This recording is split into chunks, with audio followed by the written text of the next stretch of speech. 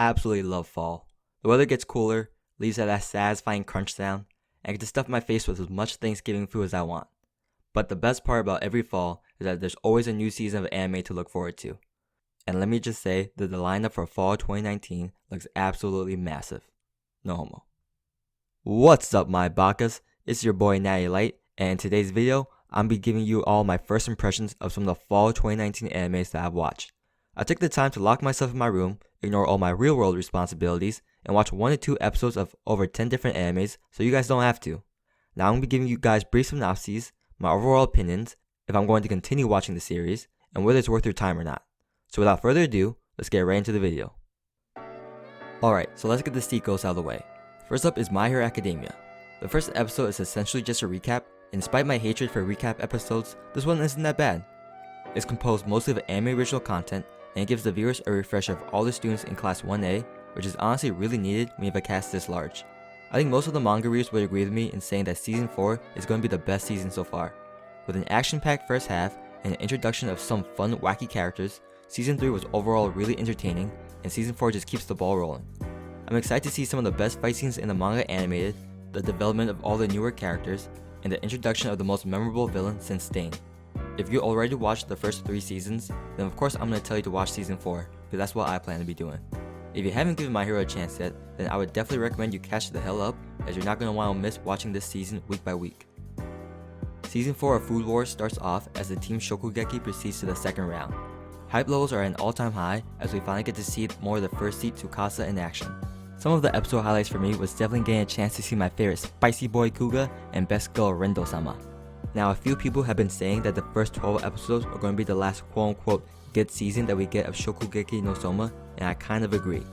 Now, I'm not trying to deter longtime fans of the show from watching the season, nor am I trying to say that it's horrible, but there's a general consensus that there's a decline in quality in the last arc. I mean, after 30 volumes, it's to be expected that things get a little repetitive and a little stale. I, for one, am still going to watch the season, and I expect that other fans will do the same as well. If you're new to the series though, I still recommend giving it a chance because it really is a unique plot, and at the end of the day, the journey is more important than the destination. The last sequel I'll be mentioning is Season 3 of the 7 Deadly Sins, and yes, I said Season 3, not Season 4 like it's labeled on Netflix. You can't come out with a 4-episode OVA and call it a season. I just want to clear up any confusion some of you guys may have. But yeah, even though most of Episode 1 is just a recap, I'm still pretty excited heading into this season. I look forward to reaching the climax of the 7 Deadly Sins fight against the 10 Commandments and seeing Meliodas resolve his family issues.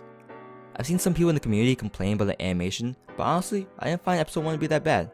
I wouldn't say the animation is any worse than Season 2, although they did start censoring out more blood. As you may have already guessed, yeah, I'm still going to continue the series because I'm so invested in it already. And if you haven't started yet, but are looking for a fun show to kill time, then I would say give it a shot. Actually, scratch that. Definitely watch it for the sole fact that you can bask in Lord Escanor's greatness and quote every word that he says. Now, I've not read the source material for these next 9 animes, so my opinion is going to be solely based off the synopsis in the first 1 to 2 episodes of each series. First up is the cautious hero. The hero is overpowered but overly cautious. Yes, that is the name of the story. Now, I normally hate long, dragged out, repetitive titles that most Japanese light novels have, but I'll make an exception for this one because I think this anime is absolutely hilarious. Like, I'm getting major Konosuba vibes from watching the first episode. Now, the story doesn't start out like your typical isekai because it starts out from the perspective of the transporter rather than the transportee. The goddess Restarte, or Blonde Aqua, is tasked with saving a world that is overrun by so many demons and monsters that even veteran gods wouldn't touch it. She feels as though all hope is lost in finding a superhero until she finds Saya Ryugen. Saya has amazing stats and would probably be the perfect hero, but as you may already guess, the man is super cautious, like it's to the point where he should probably seek some mental help. The first thing he does when he gets transported is work out as if his overpowered stats aren't high enough. Actually, let me correct myself. The real first thing he does is ask if he can go back home, and when he's denied that, then he starts working out. It's hilarious to see the interaction between the two and how easily they get irritated with each other. I also find it interesting how the character is already so strong, but there's so much room for character development due to his overly cautious personality. I'm looking forward to seeing Saya open up more towards Restarte and the people around him as the story progresses. The highlight of the episode for me is definitely when he faces off against the generic level 1 slime that you can find in any RPG game, and all I can say is, poor little slimy boy. I'm definitely going to continue watching this one, and if you guys are looking for a comedy to watch this season, I would definitely recommend it to you guys as well. Now, after all the praise I just gave to the previous anime, I actually think this one's even funnier. Welcome to Demon School Iruma-kun follows the life of Suzuki Iruma after he's been sold to a demon named Sullivan by parents who are in desperate need of cash. You can tell from the get-go that this anime is very fast-paced, as the episode opens up with Iruma-kun working on a tuna boat for all about 5 seconds before getting sucked into the madness that is Demon World. The funny part is that Iruma's life is ironically better in the Demon World than it was on Earth, because even though I say he was sold, he was kind of more of adopted by Sullivan, who was really just a playful old demon who wanted a grandson. After being adopted, he now gets to attend school, which was an opportunity he never got while living with his parents. Goes to show who the real demons of the show were. Much of the humor going forward in the show is going to derive from the fact that Iruma-kun can't let anyone in school find out that he's human, and also from the fact that everything he does seems to be misinterpreted as badass by the demons. I mean, literally everything he does garners praise, and I find it hilarious. I can see this guy building a harem in no time. Maybe it's due to his art style, but I just get those early 2000 vibes while watching this anime, and I love it. It makes me feel like a kid again staying up late to watch Tsunami on a Friday night. There's too many funny moments in the first episode to mention, but one of the funniest moments to me personally was when Iruma-kun didn't doubt for a second that his parents would do something as scummy as sell him to demons. Like, how bad must your parents be for you to believe that they would do that? To be honest, if I only had time to watch one comedy anime this season, I'm currently leaning towards this one, and I would recommend it to you guys as well. But since I'm a weeb, I'll probably be watching this and The Cautious Hero week by week. Beastars to me looks like Zootopia by the anime edition. And honestly, that's not a bad thing. I for one love Zootopia. The world is filled with anthropomorphic animals, and herbivores and carnivores have to try to coexist with each other. I can already predict there's going to be analogies relating to racism and discrimination, and it's going to be displayed through the herbivores and carnivores. Kind of like the plot of Zootopia. The story follows Legoshi the wolf, who is a member of the school drama club. The synopsis describes him as menacing in appearance, but with a gentle heart. Now I don't know why, but to me that translated to him being a puss. I imagine him acting like Courage the Cowardly Dog, but as I'm watching the episode, I thought to myself, hell, I'd be scared of him too. He doesn't act mean, but he's very stoic, so when you add that onto his appearance, it's understandable why the smaller critters would be scared of him. I think the pacing of the episode was overall pretty good, as half of the episode follows Legoshi as he tries to navigate through school after a major crime occurs that causes all the herbivores to be on high alert. The other half follows a rabbit named Haru, who seems to be a sweet rabbit, but is being bullied by her fellow classmates for some odd reason. Also, I have to give the anime some extra points for having a very creative and unique opening composed of entirely stop-motion animation. I wouldn't say that this show is a must-watch this season, only because there's so many great animes out right now, but if you're looking for a slice of life that also acts as a thriller mystery, then I would recommend giving Beastars a chance. I for one am going to continue watching it because I want to see how Legoshi and Haru's relationship develops, and I also want to see how the show tackles mature themes like racism and discrimination. Going into this next anime, all I knew about Azur Lane was that it was a pretty popular mobile game involving big battleships and a crap ton of anime girls. Like, it's the type of game that would probably be too embarrassed to play in public. But since the game was good enough to be adapted into a manga and eventually an anime, I figured I might as well give it a shot. From what I gathered, it seems that one day a mysterious race of enemies called the Sirens appeared and began to take over the seas with their overwhelming technology. I assume the Sirens are aliens because the narrator said that it required humanity's 4 major camps to come together and form the Azur Lane Alliance in order to defeat them. But as the first episode already showed us, the Sirens are only going to be one antagonist in the show, while another major plot point going forward is going to involve the inner conflict between the 4 major camps due to their different ideologies. Now, as someone who's never played the game, I would say the first episode was alright. I found it pretty overwhelming with the massive amount of characters introduced, but the animation was beautiful and the concept was unique enough to draw me in. It's a historical fantasy, and supposedly it draws a lot of parallels from World War II. Now, I haven't watched a lot of historical fantasy animes, but the last one I watched, Yojo Senkai, was pretty damn good. I probably wouldn't recommend this anime to you unless 1, you either play the mobile game, 2, or a history nut, or 3, just a guy who likes anime titties. I'll probably give the anime another 1 or 2 episodes to see if it develops into something more complex, or if it's just an anime made solely for fan service. I've been recommended the Blade of the Mora manga so many times over the past couple years, but I just never got around to reading it. But with the new anime adaptation, I figured now is a perfect opportunity to give it a chance. The story follows a swordman named Manji who has been cursed with immortality. His whole life has revolved around killing, and he seems to have grown tired of all the death that surrounds him. Now he wishes nothing more to die, and he makes a deal with the witch who cursed him with immortality in the first place. He will atone for his sins by killing 1,000 evil men, and only after that will he regain his ability to die. Now, I don't know how closely the anime has followed the manga so far, but I absolutely loved the first episode.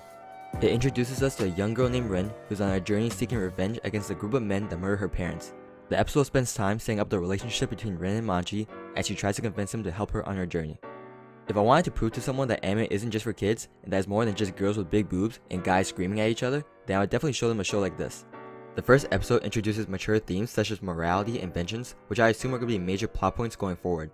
There's also an interesting dichotomy between Ren, who has nothing but murder on her mind, and Manji, who feels like he's being weighed down by all the death that's around him. However, you can tell that this is a journey of both characters trying to find some form of inner peace. The fight scenes have been pretty clean so far, and the show does not shy away from gory and disturbing imagery. It's actually funny how I just reviewed Azur Lane before this, which is vastly different in theme and genre, and just goes to show you how diverse anime really can be. I'm definitely going to continue watching this, and I would say that it's a must watch for you guys as well. The sports genre is already packed with so many popular basketball animes, but it seems like they just got another great addition this season. Hoshino Sora follows high schooler Sora Kuramantani as he tries to become a legendary basketball player like his mother. However, when he gets to school, he finds out that the basketball team is just a den for delinquents who don't really care for the sport anymore. Episode 1 spends time introducing the cast of characters. We have Kuramanti, the weak but passionate basketball-loving protagonist, Madoka, the idol of the girls' basketball team, and the Momoharu brothers, who are the delinquents who run the school and have seemed to have forsaken the game of basketball. After the first episode, you can clearly tell that the delinquents definitely did love the game of basketball once, but each have their own reason for leaving the sport. I'm guessing the passionate Kuramanti is going to be the one to reignite the fire in their hearts. Now, I don't know if there's going to be any superpowers on the court, but I'm going to guess that this anime is going to be more similar to Slam Dunk than Kuroko no Basket. And what I mean by that is, rather than it being an anime about basketball, it looks like basketball is just going to be a tool to further the development of the story and the cast of characters. If you want a nice shonen sports anime, then I would definitely recommend trying this. I love Slam Dunk as a kid, so I'm definitely interested to see if this anime can replicate the feelings I had when I was younger. Now for the next sports anime, which also isn't an anime about the sport itself, but an anime that uses the sport as a tool to bring the story together, which is Hoshino Sora, also known as Stars Align. The story follows a boys' soft tennis club as they're about to be dissolved due to their horrendous losing streak. The first episode introduces us to the club and shows us that it's filled with lackadaisical, easygoing boys who don't really care about winning, all except for Toma Sonji. All hope in Toma finding an athletic recruit is lost until he runs into a new transfer student and old childhood friend, Maki Katsuragi, who he tries to recruit due to his amazing reflexes. Honestly, going into this anime, I thought it was going to be a generic happy-go-lucky story about boys playing tennis, but it ended up being so much more.